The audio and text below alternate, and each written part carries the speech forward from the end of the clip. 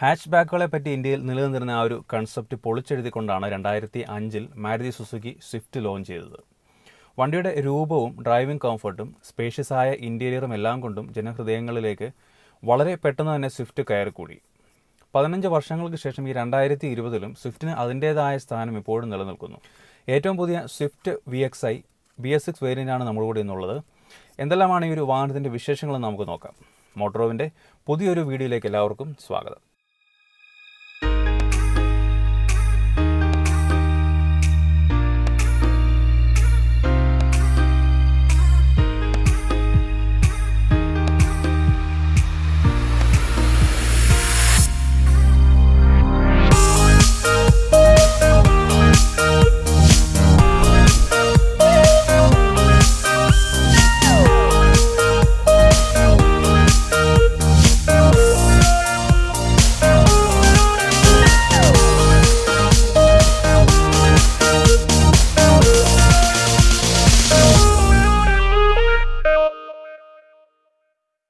സ്വിഫ്റ്റിൻ്റെ ഒരു രൂപത്തെക്കുറിച്ച് പ്രത്യേകിച്ച് പറയേണ്ട കാര്യമില്ല, എല്ലാവർക്കും പരിചയമുള്ള ഒരു രൂപം തന്നെയാണ്. എന്നാലും ഒരു റിവ്യൂ ആയതുകൊണ്ട് നമുക്കൊന്ന് പെട്ടെന്ന് പറഞ്ഞു പോകാം. വളരെ വിശാലമായ ഒരു ഗ്രില്ലാണ് നമുക്ക് മുൻവശത്ത് കാണാൻ പറ്റുന്നത്.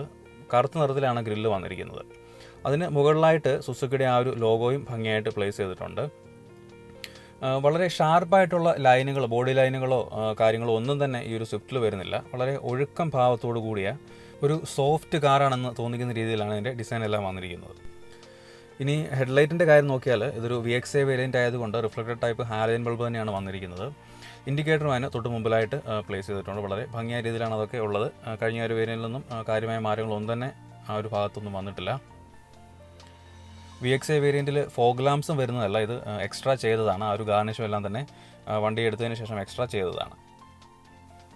വലിയൊരു ബോണറ്റ് ഏരിയയും വലിയൊരു ഗ്രില്ലുമാണ് നമുക്ക് കാണാൻ പറ്റുന്നത്. ആ ഒരു എയർ ഡാം പേരിന് മാത്രമായിട്ട് താഴ്ഭാഗത്തായിട്ട് ചെറിയൊരു രീതിയിലാണ് കൊടുത്തിരിക്കുന്നത്. ഈ ഒരു രീതിയിലാണ് സ്വിഫ്റ്റിൻ്റെ മുൻവശത്തു നിന്നുള്ള കാഴ്ചകൾ വരുന്നത്. ഇനി ബോണറ്റിൻ്റെ ആ ഒരു ഭാഗത്തേക്ക് നോക്കിയാൽ അതും ഒരു ഒഴുക്കൻ രീതിയിലാണ് കൊടുത്തിരിക്കുന്നത്. ചെറിയൊരു സ്ലോപ്പ് നമുക്ക് ആ ഒരു ഹെഡ്ലൈറ്റിൻ്റെ ആ ഒരു ഭാഗത്തായിട്ട് ഇങ്ങനെ ചെരിച്ച് കൊടുത്തിരിക്കുന്നതായിട്ട് കാണാം. മറ്റ് വ്യത്യാസങ്ങളൊന്നും തന്നെ ഈ ഒരു മോഡലിന് വന്നിട്ടില്ല. പഴയ ആ ഒരു രീതിയിൽ തന്നെയാണ് എല്ലാം കൊടുത്തിരിക്കുന്നത്. വിൻഷീൽഡ് വാഷ് ചെയ്യാനുള്ള നോസിലൊക്കെ തന്നെ പുറത്തേക്ക് എക്സ്പോസ് ചെയ്ത് നിൽക്കുന്ന രീതിയിൽ തന്നെയാണ്. വൈപ്പേഴ്സിൻ്റെ ആ ഒരു പൊസിഷനിലും കാര്യമായ മാറ്റമൊന്നും ഇത്തവണയും കൊണ്ടുവന്നിട്ടില്ല. ഇനി സൈഡിലേക്ക് വന്നു കഴിഞ്ഞാലും കാര്യമായ മാറ്റങ്ങൾ പ്രകടമല്ല. A പില്ലറിലും B പില്ലറിലും C പില്ലറിലും ഒരു ബ്ലാക്ക് കളറിൻ്റെ ഒരു ഇൻസേർട്ട് കൊടുത്തിട്ടുണ്ട്. ബോഡി കളർ തന്നെയാണ് ഔട്ട്സൈഡ് റിയർ വ്യൂ മിറർ വന്നിരിക്കുന്നത്. ആ ഒരു ORVMൽ തന്നെ ഇൻഡിക്കേറ്റേഴ്സും ഇൻ്റഗ്രേറ്റ് ചെയ്തിട്ടുണ്ട്. അതെല്ലാം മുൻപത്തെ ആ ഒരു മോഡൽ പോലെ തന്നെയാണ്. ഷാർപ്പായിട്ടുള്ള ആ ഒരു ബോഡി ലൈൻസ് സൈഡിലും കാണാനില്ല. ചെറിയൊരു രീതിയിലൊരു ടെയിൽ ലാമ്പിൻ്റെ ആ ഒരു ഭാഗത്ത് നിന്നും നമുക്ക് നോക്കിക്കഴിഞ്ഞാൽ ചെറിയൊരു ലൈൻ ഇങ്ങനെ പോകുന്നതായിട്ട് കാണാം. ഡോറിൻ്റെ സൈഡുകളിൽ കാണുന്ന ആ ഒരു സൈഡ് ബീഡിങ്ങുകൾ ഈ ഒരു വാഹനത്തിൻ്റെ ഭാഗമല്ല, ഒരു എക്സ്ട്രാ ആക്സറി ആയിട്ട് ചെയ്തതാണ്. ആ ഒരു ക്രോം ഫിനിഷ് എല്ലാം തന്നെ എക്സ്ട്രാ ചെയ്തിരിക്കുന്നതാണ്. ഫ്രണ്ടിലെ ഡോർ ഹാൻഡിലുകളും ബോഡി കളർ തന്നെയാണ് വന്നിരിക്കുന്നത്. പിന്നിലെ ടെയിൽ ലാമ്പിലും ഒരു ചെറിയൊരു ബ്ലാക്ക് ഇൻസേർട്ട് കൊടുത്തിട്ടുണ്ട്. അതും എക്സ്ട്രാ ചെയ്തതാണ്, ഈ ഒരു വാഹനത്തിൻ്റെ ഭാഗമായിട്ട് വരുന്നതല്ല. മുൻപത്തെ മോഡലിനെ പോലെ തന്നെയാണ് പിന്നിലെ ആ ഒരു ഡോർ ഹാൻഡിലുകളും വന്നിരിക്കുന്നത്. മുകൾ ഭാഗത്തായിട്ടാണ് കൊടുത്തിരിക്കുന്നത്. ആ ഒരു ക്രോം ഇൻസേർട്ടൊക്കെ തന്നെ എക്സ്ട്രാ ചെയ്തതാണ്, ഈ ഒരു വാഹനത്തിൻ്റെ ഭാഗമല്ല.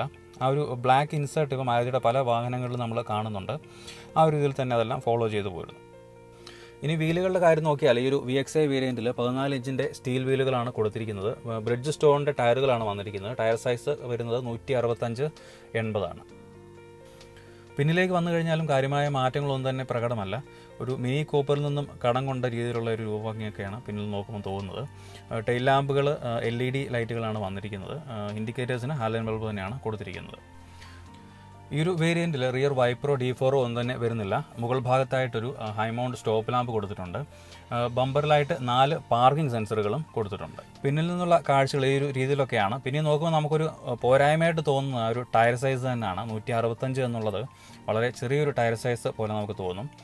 ഈ ഒരു പുതിയ ഡിസൈൻ വന്നിട്ടുണ്ടെങ്കിലും പലർക്കും പഴയ ആ ഒരു സ്വിഫ്റ്റിൻ്റെ ഡിസൈൻ ഇപ്പോഴും ഇഷ്ടപ്പെടുന്ന ഒരുപാട് ആളുകളുണ്ട്. ആ ഒരു മോഡൽ പോയതിൽ വിഷമിക്കുന്ന ഒരുപാട് ആളുകൾ നമുക്ക് കാണാൻ പറ്റും. ഇനി ബൂട്ട് ഓപ്പൺ ചെയ്ത് നോക്കിയാൽ ഈ ഒരു ഹാച്ച് ബാക്ക് ശ്രേണിയിൽ തന്നെ മികച്ച ഒരു ബൂട്ട് സ്പേസ് ആണ് ഈ ഒരു സ്വിഫ്റ്റിന് വരുന്നത്. 268 ലിറ്ററാണ് ബൂട്ട് സ്പേസിൻ്റെ കപ്പാസിറ്റി. ഇതിലെ സീറ്റുകൾ 60/40 നമുക്ക് ഫോൾഡ് ചെയ്യാൻ പറ്റത്തില്ല. ഒരു VXI വേരിയൻ്റ് ആയതുകൊണ്ട് നമ്മൾ ബൂട്ട് സ്പേസ് കൂട്ടണമെങ്കിൽ സീറ്റുകൾ മുഴുവനായിട്ട് തന്നെ ഫോൾഡ് ചെയ്യണം. പാഴ്സൽ ട്രേ ഒക്കെ തന്നെ കൊടുത്തിട്ടുണ്ട്. സ്പെയർ വീൽ വരുന്നതും 14 ഇഞ്ചിൻ്റെ തന്നെയാണ്. അതും താഴ്ഭാഗത്തായിട്ട് അറേഞ്ച് ചെയ്തിട്ടുണ്ട്. ഇതിൽ ബൂട്ട് ഓപ്പൺ ചെയ്യാനുള്ള ഒരു സ്വിച്ച് ഈ ഒരു മുകൾ ഭാഗത്തായിട്ടാണ് വന്നിരിക്കുന്നത്. 2 ഹാൻഡിലുകളും കൊടുത്തിരിക്കുന്നത് കാണാം. റൂഫിലേക്ക് നോക്കിയാലും കാര്യമായ മാറ്റങ്ങൾ വന്നിട്ടില്ല. ചെറിയൊരു കട്ടിങ് പോലെ തോന്നിക്കുന്ന ഒരു ഭാഗം സൈഡിലായിട്ട് കൊടുത്തിട്ടുണ്ട്. പിൻഭാഗത്തായിട്ടാണ് ആ ഒരു ചെറിയ ആൻറ്റിനായും വരുന്നത്. ഇനി എഞ്ചിൻ ബേ ഒക്കെ ഒന്ന് കാണാനായിട്ട് നമുക്ക് വണ്ടിയുടെ ആ ഒരു ഹുഡ് ഒന്ന് ഓപ്പൺ ആക്കി നോക്കാം. ഹുഡ് ഓപ്പൺ ചെയ്ത് നോക്കുമ്പോൾ ആ ഒരു ഇൻസുലേഷനൊക്കെ മുകൾ ഭാഗത്തായിട്ട് കൊടുത്തിരിക്കുന്നത് കാണാം. ഇൻസുലേഷൻ ഉണ്ടെങ്കിലും വണ്ടിയുടെ അകത്ത് എഞ്ചിൻ നോയ്സ് നല്ല രീതിയിൽ വരുന്നുണ്ട്. നമുക്ക് ഓടിച്ച് നോക്കുന്ന സമയത്ത് അതിനെക്കുറിച്ച് പറയാം. എഞ്ചിൻ ബേ എല്ലാം ഫുള്ളി പാക്ക്ഡ് ആയിട്ടാണ് അറേഞ്ച് ചെയ്തിരിക്കുന്നതെന്ന് പറയാൻ പറ്റത്തില്ല. പല സ്ഥലങ്ങളിലും ഒരുപാട് വേക്കൻറ്റ് സ്പേസുകളൊക്കെ ഉണ്ട്. നമ്മൾ പോളോയിൽ കണ്ടിരുന്നത് പോലെ തന്നെ ഒരുപാട് വേക്കൻറ്റ് സ്പേസുകളുണ്ട്. ഒരു ടെക്നീഷ്യൻ ഫ്രണ്ട്ലി ആയിട്ടുള്ള എഞ്ചിൻ ബേ ആണെന്ന് വേണമെങ്കിൽ പറയാം. 1.2 litre 4 cylinder K series engine തന്നെയാണ് ഇതിൽ വന്നിരിക്കുന്നത്. ആ ഒരു എഞ്ചിൻ നമ്മൾ ഡിസയറിലും വാഗനാറിലും ഇഗ്നിസിലും ബലോയിലും ഒക്കെ തന്നെ കാണുന്നുണ്ട്. വളരെ നല്ലൊരു പെട്രോൾ എഞ്ചിൻ തന്നെയാണ്. ഇതിൻ്റെ ഒരു പെർഫോമൻസിൻ്റെ കാര്യങ്ങളൊക്കെ തന്നെ നമുക്ക് വണ്ടി ഓടിച്ചു പോകുന്ന സമയത്ത് കൂടുതലായിട്ട് പറയാം. ഇനി നമുക്ക് വണ്ടി ഒന്ന് അൺലോക്ക് ചെയ്തതിന് ശേഷം അകത്തെ വിശേഷങ്ങൾ എന്തൊക്കെയാണെന്ന് നോക്കാം. ഡോർ ഓപ്പൺ ചെയ്യുമ്പോൾ തന്നെ അത്യാവശ്യം സ്പേഷ്യസ് ആയിട്ടുള്ള ഒരു ക്യാബിനാണെന്ന് നമുക്ക് മനസ്സിലാവും. കയറാനും ഇറങ്ങാനും ഒന്നും തന്നെ യാതൊരു വിധത്തിലുള്ള ബുദ്ധിമുട്ടുമില്ല. അത് പണ്ട് മുതലേ നമുക്ക് അറിയാവുന്ന കാര്യം തന്നെയാണ്. ഡോറിൻ്റെ സൈഡിലേക്ക് നോക്കിക്കഴിഞ്ഞാൽ ആ ഒരു അൺലോക്ക് ചെയ്യാനുള്ള ലിവറിന് ഒരു ക്രോം ഫിനിഷൊക്കെ കൊടുത്തിട്ടുണ്ട്. ORVM കൺട്രോൾ ചെയ്യാനുള്ള സ്വിച്ചും വിൻഡോ ലോക്ക് അൺലോക്ക് സ്വിച്ചുകളും 4 പവർ വിൻഡോയുടെയും കൺട്രോളും എല്ലാം തന്നെ ഡ്രൈവർ സൈഡിൽ വരുന്നുണ്ട്. ഇനി സീറ്റിൻ്റെ ആ ഒരു കാര്യം നോക്കിയാലും അത്യാവശ്യം നല്ല സീറ്റാണ്. അത്യാവശ്യം നല്ല കുഷനിങ് ഒക്കെയാണ്. ഫാബ്രിക് സീറ്റ് തന്നെയാണ് വരുന്നത്. ഈ ഒരു വേരിയൻറ്റിൽ മാനുവലി നമുക്ക് ഹൈറ്റ് അഡ്ജസ്റ്റ് ചെയ്യാൻ പറ്റുന്ന ഒരു ഓപ്ഷനും കൊടുത്തിട്ടുണ്ട്. ഫ്യൂലിൻ്റെ ആ ഒരു ലിഡ് ഓപ്പണിങ്ങിനുള്ള സ്വിച്ചും താഴ്ഭാഗത്തായിട്ട് കാണാം. ഈ ഒരു രീതിയിലാണ് പെഡലുകളൊക്കെ വരുന്നത്. ഡെഡ് പെഡലിൻ്റെ ആ ഒരു ഭാഗത്ത് കാര്യമായ ഹൈറ്റ് കൊടുത്തിട്ടില്ല. എന്നാലും ഇടതുകാലം റെസ്റ്റ് ചെയ്യാൻ നല്ല സ്പേസ് അവിടെയുണ്ട്. ഇൻറ്റീരിയറിന് പൊതുവെ ബ്ലാക്ക് കളർ തന്നെയാണ് കൊടുത്തിരിക്കുന്നത്. പ്ലാസ്റ്റിക്കിൻ്റെ ഒന്നും ക്വാളിറ്റി അത്ര മികച്ചതാണെന്ന് പറയാൻ പറ്റില്ല. ഗിയർ നോബിൻ്റെ ആ ഒരു കാര്യം നോക്കിയാലും പഴയ ആ ഒരു രീതിയിൽ തന്നെയാണ് കൊടുത്തിരിക്കുന്നത്. അതിന് ചുറ്റും ഒരു അലൂമിനിയം ഫിനിഷിംഗ് ഒക്കെ വരുന്നുണ്ട്. വളരെ മികച്ച ഓഡിയോ ക്വാളിറ്റിയോട് കൂടിയ ഒരു മ്യൂസിക് സിസ്റ്റമാണ് ഈ ഒരു വണ്ടിയിൽ വരുന്നത്. 4 വിൻഡോയിലും സ്പീക്കേഴ്സും അവൈലബിൾ ആണ്. CD ഇടാനുള്ള ആ ഒരു ഓപ്ഷനും FM റേഡിയോയും ബ്ലൂടൂത്തും USB ഓക്സിലറി തുടങ്ങിയ എല്ലാ ഓപ്ഷനുകളും അവൈലബിൾ ആണ്.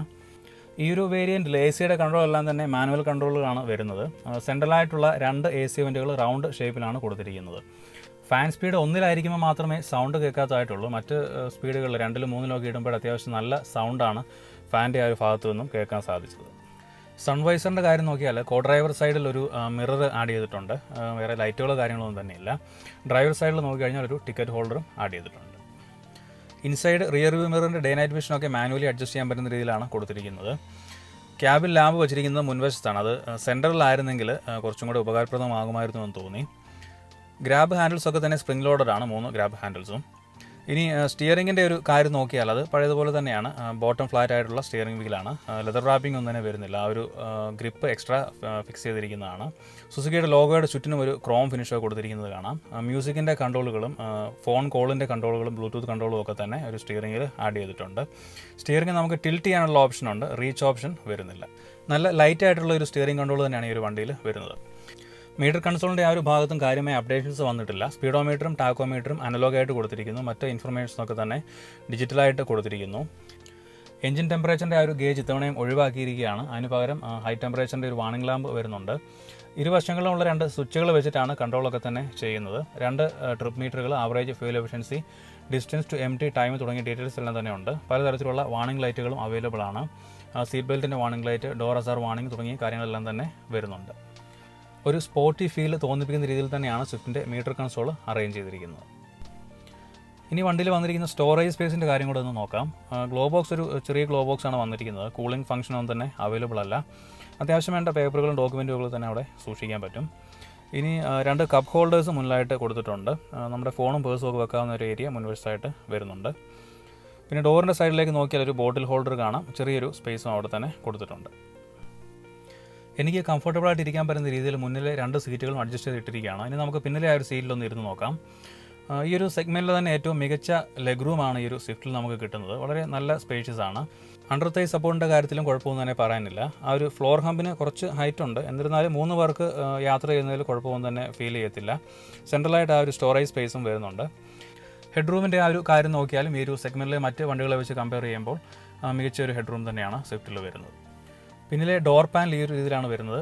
ലിവറിനൊരു ക്രോം ഫിനിഷ് കൊടുത്തിട്ടുണ്ട്. താഴ്ഭാഗത്തായിട്ടൊരു ബോട്ടിൽ ഹോൾഡറും കൊടുത്തിരിക്കുന്നത് കാണാം. ഇനി നമുക്ക് വണ്ടിയുടെ പെർഫോമൻസ് അറിയാൻ വേണ്ടിയിട്ടൊന്ന് ഓടിച്ച് നോക്കാം. വണ്ടി ഓടിച്ചു പോകുമ്പോൾ മികച്ച അനുഭവമാണ് എഞ്ചിൻ്റെ ആ ഒരു ഭാഗത്തു നിന്ന് അനുഭവിക്കാൻ സാധിക്കുന്നത്. ത്രോട്ടിൽ റെസ്പോൺസിൻ്റെ ആ ഒരു കാര്യം എടുത്തു പറയേണ്ടതാണ്. 4 സിലിണ്ടർ എഞ്ചിൻ ആയതുകൊണ്ട് മികച്ച റിഫൈൻമെൻറ്റ് ഫീൽ ചെയ്യുന്നുണ്ട്. ക്യാബിൻ്റെ ഉള്ളിൽ വരുന്ന ആ ഒരു എഞ്ചിൻ നോയ്സ് അല്പം അരോചകമാണ്. ഒന്ന് ശ്രദ്ധിച്ചാൽ അത് മനസ്സിലാക്കാനായിട്ട് പറ്റും.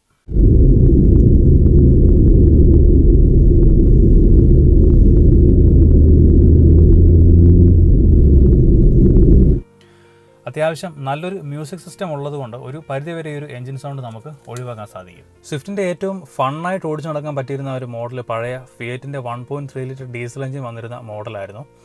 ലോവർ RPM ചെറിയ ലാഗ് ഉണ്ടായിരുന്നെന്ന് ഒഴിച്ചാൽ അതിൻ്റെ ആ ഒരു ടോർക്കി ഫീൽ ഭയങ്കര ത്രില്ലിംഗ് ആയിരുന്നു. ഇനി ഡീസൽ എഞ്ചിനൊന്നും തന്നെ സ്വിഫ്റ്റിൽ വരാൻ ചാൻസ് ഇല്ല. ടർബോ ചാർജർ പെട്രോൾ എഞ്ചിൻ അല്ലെങ്കിൽ 1.5 ലിറ്ററിൻ്റെ പെട്രോൾ എഞ്ചിനൊക്കെ തന്നെ വരുമെന്ന് നമുക്ക് പ്രതീക്ഷിക്കാം. ഗിയർ ഷിഫ്റ്റിങ്ങിൻ്റെ കാര്യവും വളരെ സുഖപ്രദമാണ്. യാതൊരു ബുദ്ധിമുട്ടും ഗിയർ ഷിഫ്റ്റിങ്ങിൻ്റെ ആ ഒരു കാര്യത്തിൽ അനുഭവപ്പെട്ടില്ല. സ്റ്റിയറിംഗ് കൺട്രോളും വളരെ മികച്ചത് തന്നെയാണ്. 21 km/ലിറ്റർ ആണ് ഈ ഒരു വണ്ടിയുടെ മൈലേജ് പറയുന്നത്. കമ്പനി പറയുന്ന ആ ഒരു മൈലേജും അതിൽ കൂടുതലുമൊക്കെ തന്നെ കിട്ടുന്ന ധാരാളം കസ്റ്റമേഴ്സ് ഉണ്ട്. സേഫ്റ്റിയുടെ ആ ഒരു കാര്യത്തിൽ കോംപ്രമൈസ് ചെയ്തിട്ടാണ് മാരുതി സുസുക്കി ഒട്ടുമിക്ക വാഹനങ്ങളിലും ഇന്ത്യക്കാർക്ക് ഏറ്റവും അത്യാവശ്യം വേണ്ട മൈലേജ് എന്ന കാര്യം സാധിച്ചു കൊടുക്കുന്നത്. അതിപ്പോൾ എല്ലാവർക്കും തന്നെ അറിയാവുന്ന കാര്യവുമാണ്. 860 കിലോഗ്രാം മാത്രമാണ് ഈ ഒരു സ്വിഫ്റ്റ് VXIയുടെ വെയിറ്റ് വരുന്നത്. അതുകൊണ്ട് തന്നെ ബിൽറ്റ് ക്വാളിറ്റിയുടെ കാര്യം ഏത് രീതിയിലായിരിക്കുമെന്ന് നമുക്ക് ഊഹിക്കാം. ഗ്ലോബൽ NCAP റേറ്റിംഗിൽ 2 സ്റ്റാർ മാത്രമാണ് സ്വിഫ്റ്റിന് ലഭിച്ചിരുന്നത്. ജപ്പാനിലൊക്കെ വിൽക്കുന്ന സ്വിഫ്റ്റ് കാറുകൾക്ക് ജപ്പാൻ NCAP നൽകിയിരിക്കുന്ന റേറ്റിംഗ് 5 സ്റ്റാർ ആണ്. ഗൾഫിലും എല്ലാം ലഭ്യമാകുന്ന സ്വിഫ്റ്റിൻ്റെ ക്വാളിറ്റിയും വളരെ മികച്ചതാണ്. മൈലേജിന് ഇമ്പോർട്ടൻസ് കൊടുത്തുകൊണ്ടുള്ള സ്പെഷ്യൽ ബിൽറ്റ് ക്വാളിറ്റിയിലുള്ള വാഹനങ്ങളാണ് ഇന്ത്യയിൽ നിർമ്മിക്കുന്നത്. ആ ഒരു രീതിയെല്ലാം ഇനി മാറുമെന്ന് നമുക്ക് പ്രതീക്ഷിക്കാം. ഇന്ത്യൻ വാഹന നിർമ്മാതാക്കളെല്ലാം തന്നെ മികച്ച ക്വാളിറ്റിയുള്ള വാഹനങ്ങളാണ് ഇപ്പോൾ നിർമ്മിച്ചുകൊണ്ടിരിക്കുന്നത്. അവയോട് കിടപിടിക്കുന്ന രീതിയിൽ സ്വിഫ്റ്റും 5 സ്റ്റാർ റേറ്റിംഗ് എല്ലാമായിട്ട് എത്തുമെന്ന് നമുക്ക് പ്രതീക്ഷിക്കാം. സസ്പെൻഷൻ്റെ ആ ഒരു കാര്യം നോക്കിയാലും വളരെ മികച്ചതാണ്. കുണ്ടും കുഴിയും എല്ലാം ഉള്ള റോഡിലൂടെയൊക്കെ പോയി നോക്കിയിരുന്നു. അതിലൊന്നും തന്നെ കുറവുകൾ പറയാനില്ല. ഈ വണ്ടിയിൽ കൊടുത്തിരിക്കുന്ന സേഫ്റ്റി ഫീച്ചേഴ്സിൻ്റെ ഒരു കാര്യം നോക്കിയാൽ 2 എയർ ബാഗ് വരുന്നുണ്ട്, ABS വരുന്നുണ്ട്, EBD ബ്രേക്ക് അസിസ്റ്റ് തുടങ്ങിയ ഫീച്ചേഴ്സ് എല്ലാം തന്നെ വരുന്നുണ്ട്. VXI വേരിയൻറ്റിൻ്റെ ഓൺ റോഡ് പ്രൈസ് വരുന്നത് 7,12,000 രൂപയാണ്. അപ്പോൾ ഇതെല്ലാമാണ് സ്വിഫ്റ്റ് VXIയെ കുറിച്ചിട്ടുള്ള വിശേഷങ്ങൾ. വീഡിയോ നിങ്ങൾക്ക് ഉപകാരപ്പെട്ടു എന്ന് കരുതുന്നു. ഇഷ്ടമായി ലൈക്ക് ചെയ്യുക. നിങ്ങളുടെ അഭിപ്രായങ്ങളും അനുഭവങ്ങളും ഒക്കെ തന്നെ കമൻറ്റായിട്ട് രേഖപ്പെടുത്തുക. അപ്പോൾ മറ്റൊരു വീഡിയോയിലൂടെ കാണുന്നവരേക്കും stay safe and drive safe. Love from Tibin. By.